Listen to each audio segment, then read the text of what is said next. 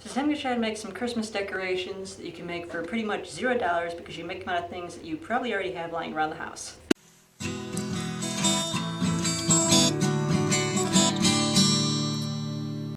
So for the scene jars, you want to take some old clear jars. Old spaghetti jars work really well for this. And then just take some holiday trinkets, like my angels are missing wings, so this is a good way to repurpose old pieces. Then take some quilt batting or fake snow. You just want to shove a little bit of that into the bottom of one of your jars. Then just take a pencil, kind of shove it down so it's completely covering the bottom. It's your little snow mound. Then tie a piece of festive ribbon around the rim, just like that.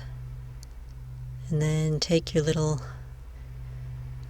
Christmas ornaments and just stick them in to make a scene.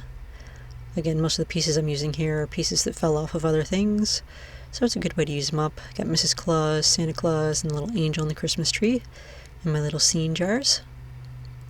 For the rustic packages, take some of that brown packing paper that usually comes in mail order packages, and you can just wrap up an empty box with it. And you don't have to use tape, you can just use twine to wrap it, but I'm just using tape to hold it to make it easier. So then take some baling twine. You can also use raffia if you don't have baling twine, but I like to look with the baling twine. It's a little bit stronger as well. And then just tie that around your package, and it gives it a nice rustic look with the brown paper. Then get yourself some greens. I've got a little bit of white pine, some juniper, and a rosehip. And take some dark thread. Brown and black work really well for this. And just tie it around your little bundle of greenery. And then use the ends of the thread to just attach it to the center of the baling twine that's wrapped around the package for a nice rustic Christmas package touch. Cut off the excess, and if you stack multiples of these together, they look really good together. So for the Christmas truck, I took an old Tonka truck. Mine is yellow. If you have one that's red, it works even better, but mine is yellow, so I just painted it red, painting over all the yellow paint and all the excessive rust.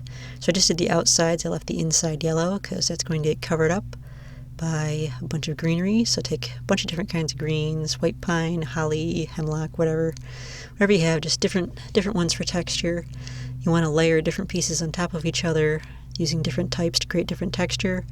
When you get a layer on the bottom, start sticking some straight up so it looks like the truck is carrying a load.